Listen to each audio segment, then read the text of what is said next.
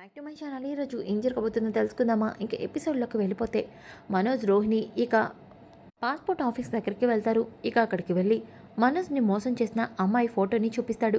ఒక్కసారిగా రోహిణి, మనోజ్, ఈ అమ్మాయి ఫోటో ఇంకా నీ దగ్గర ఉందా అంటే, రోహిణి అది నేను ఫేస్బుక్లో తన ఫోటోని డౌన్లోడ్ చేశాను, ఎంక్వైరీకి అవసరం అవుతుందని. చూడండి మేడం, తన డీటెయిల్స్ మాకు కావాలి, తన డీటెయిల్స్ మాకు చెప్తారా అని చెప్పేసి మనోజ్ అంటాడు. ఇక వెంటనే ఆ పాస్పోర్ట్ కంపెనీ అమ్మ, చూడండి సార్, ఇలా కస్టమర్ డీటెయిల్స్ మేము వేరే వాళ్ళకి చెప్పం. చూడండి, తను మాకు సిస్టర్ అవుతుంది. ఇప్పుడు వాళ్ళ తాతగారు ఎమర్జెన్సీలో ఉన్నారు. అవును, తన కండిషన్ చాలా సీరియస్గా ఉంది. ఈ ఇన్ఫర్మేషన్ వెంటనే తనకి ఫారెన్కి తెలియజేయాలి. తన డీటెయిల్స్ ఏమో మా దగ్గర లేవు, అందుకనే డీటెయిల్స్ కోసం వచ్చాం. మేడం, ఎలాంటి పరిస్థితిలోనైనా సరే కస్టమర్ డీటెయిల్స్ అయితే మాత్రం వేరే వాళ్ళకి మేము చెప్పకూడదు. కంపెనీ రూల్ని మేము బ్రేక్ చేసినట్టు అవుతుంది. సో ఈ విషయంలో మేము మీకు ఎటువంటి హెల్ప్ చేయలేము అని వెనకాలనే మనోజ్ అలాగే రోహిణి ఇద్దరు కూడా ఇక బయటకి వచ్చేస్తారు. మనోజ్ అయితే, ఏంటి రోహిణి, ఇప్పుడు మనం ఏం చేద్దాం?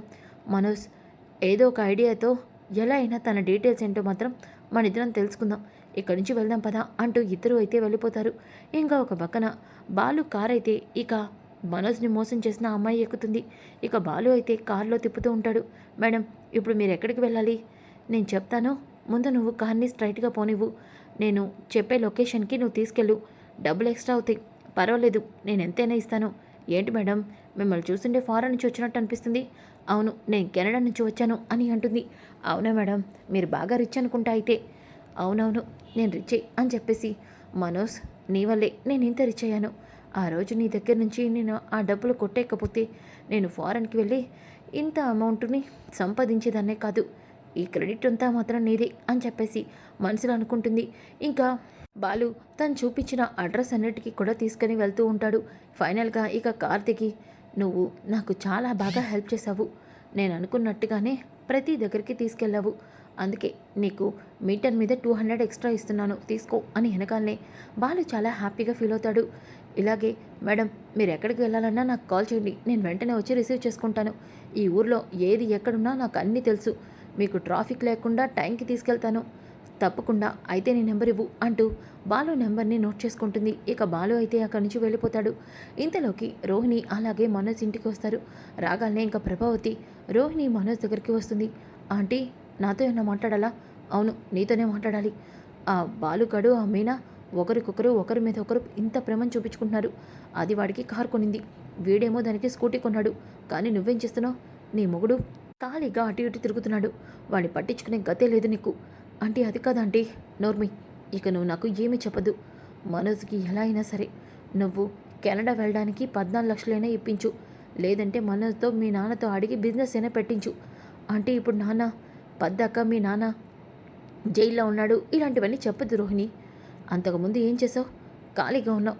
అప్పుడే నువ్వు మీ నాన్నతో మనోజ్ గురించి మాట్లాడుంటే ఈరోజు మనోజ్కి ఇలాంటి పరిస్థితి వచ్చేది కాదు కదా అని చెప్పి ప్రభావతి అంటుంది. ఇక మనోజ్ కూడా, అవును రోహిణి, అమ్మ చెప్పినట్టు నువ్వు ముందే మీ నాన్నతో మాట్లాడుంటే ఈ పాటికి నేను ఏ బిజినెస్ చేసుకునేవాడిని అని చెప్పేసి అంటూ ఉంటే ఇక రోహిణి, మనోజ్ ఎప్పుడూ అంతే, వాళ్ళ అమ్మకి సపోర్ట్ చేస్తాడు, భార్యగా ఏ రోజు నాకు సపోర్ట్ చేయడు అని చెప్పేసి అనుకుంటుంది. ఇక ప్రభావతి, చూడు రోహిణి, నువ్వేం చేస్తావో నాకు తెలీదు, వీలైనంత త్వరగా మనోజ్తో నువ్వు బిజినెస్ పెట్టించాల్సిందే అంటూ ప్రభావతి కోపంగా కిందకి వచ్చేస్తుంది. అప్పుడే కామాక్షి, వదినా వదినా అని అంటూ ఉంటే, ఈ కామాక్షి ఏంటి మళ్ళీ ఇంటికి వచ్చింది? ఏదో చిచ్చు పెట్టడానికి వచ్చి ఉంటుంది. అవును వదినా, నేను ఒక మంచి వార్త చెప్పడానికి వచ్చాను.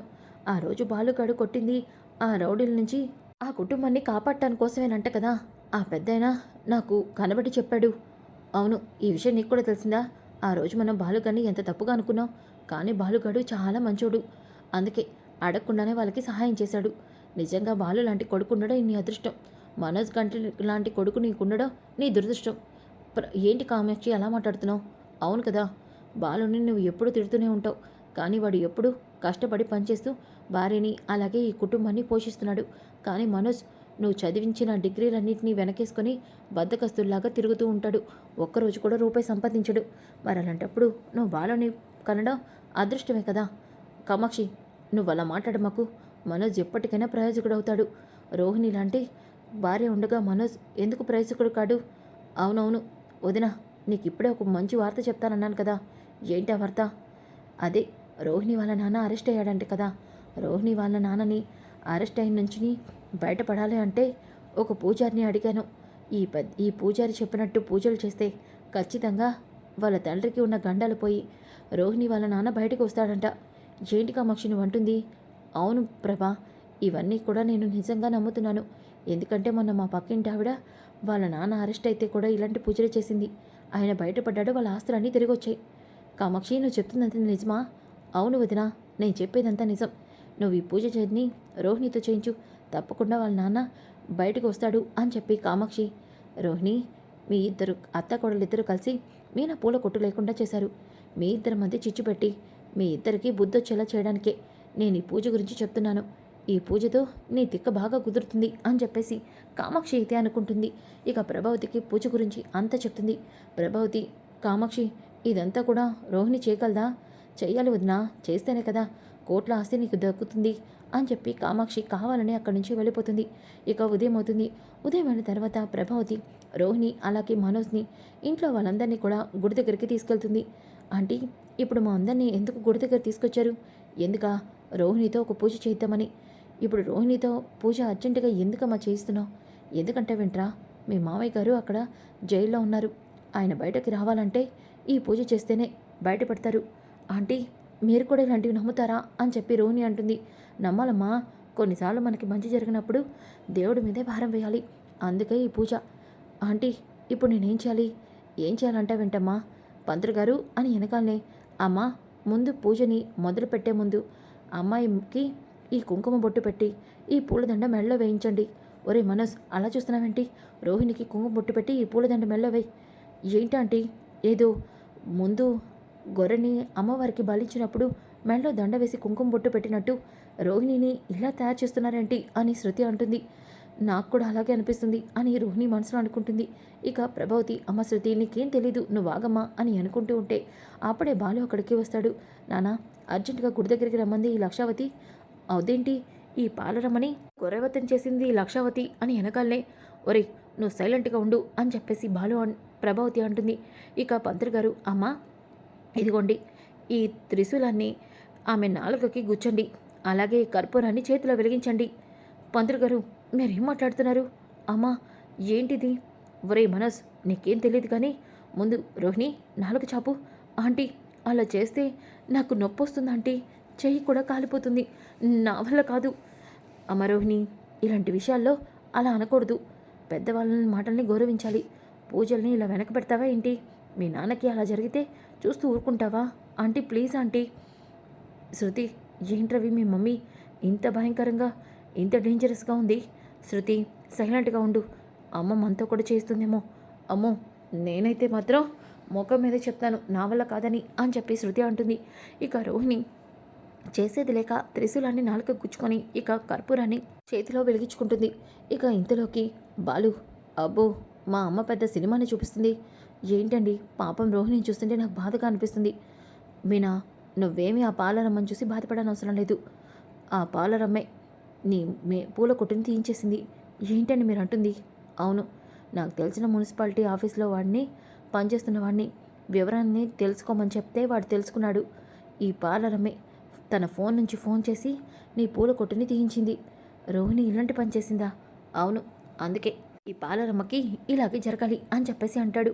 ఇక రోహిణినైతే ప్రభావతి అవన్నీ కర్పూరాన్ని వెలిగించి చేయి కల్పించేస్తుంది. ఆ తర్వాత పద వెంటనే వెళ్ళి గుడి చుట్టూ ఉంటుంది ప్రదక్షిణ చేయాలి. ఆంటీ, ప్రదక్షిణ లేక నేను చేస్తాను. ప్రదక్షిణలు అంటే నిలబడి కాదమ్మా, ఇలా దొర్లుకుంటూ. ఆంటీ, అవును అమ్మ ప్లీజ్ అమ్మా అని మనోజ్ అంటూ ఉంటా. ప్రభావతి మాత్రం ఊరుకోకుండా రోహిణితో పొర్లు దండాలు పెట్టిస్తూ ఉంటుంది. ఇక శృతి, రవి చాలా ఇంట్రెస్టింగ్గా ఉంది ఆంటీ, కొత్త థాట్స్ అన్నీ కూడా రోహిణి మీద అమలు చేస్తున్నారు. మనం కూడా కంటిన్యూస్గా వెళ్ళి చూద్దాం పదా అని చెప్పేసి అంటూ ఇక వెనకాలే వెళ్తూ ఉంటారు. ఇక బాలు, మీనా, సత్యం కూడా వెనకాలే వెళ్తూ ఉంటే మీనా మాత్రం, మావయ్య ఏంటి అత్తయ్య రోహిణితో మరీ ఇలాంటివన్నీ చేస్తుంది? పాపం రోహిణి ఇలాంటివన్నీ తనకి అలవాట్లేదు కదా. ఏంటమ్మా, ఎన్ని చెప్పినా మీ అత్తగారు వింటుందా? తనకి నచ్చిందే చేస్తుంది కదా అని చెప్పేసి అంటూ ఉంటే ఇక రోహిణితో పూజలన్నీ చేయించి ఇంటికి తీసుకొస్తుంది. రాగానే ఇక, మీనా ఏంటి అలా చూస్తున్నావు? వెళ్ళి రోహిణికి ఏం కావాలో అది వండి పెట్టు, పూజలన్నీ చేసి అలసిపోయి ఉంటుంది. ఏంటి లక్షావతి నువ్వేం మాట్లాడుతున్నావు? ఇన్ని పూజలన్నీ పార్లరమ్మతో చేయించి ఇప్పుడు ఏదైనా తనకి నచ్చింది మీనా చేయమంటావా? అలా చేస్తే ఆ పుణ్యమంతా మీనాకి వెళ్ళిపోదు ఏనాన్నా? అవునరా. ఏంట్రా నువ్వంటుంది? అవును లక్షావతి, ఇన్ని పూజలన్నీ ఆ పార్లరమ్మ చేసింది. అలాంటి పార్లరమ్మకి మీనా ఇప్పుడు వంట చేసి పెడితే ఆ పుణ్యమంతా మీనాకి వెళ్ళిపోదు. అందుకే పార్లరమ్మ వంట పార్లరమ్మే చేసుకోవాలి. అలాగే ఇలాంటి పూజలు చేసినప్పుడు ఉప్పు కారాలు తినకూడదు అంటారు కదా, అలా తినకపోవడం కూడా మంచిది. అమ్మ బాబోయ్! ఆంటీ, అలాంటివేమీ ఉండవు.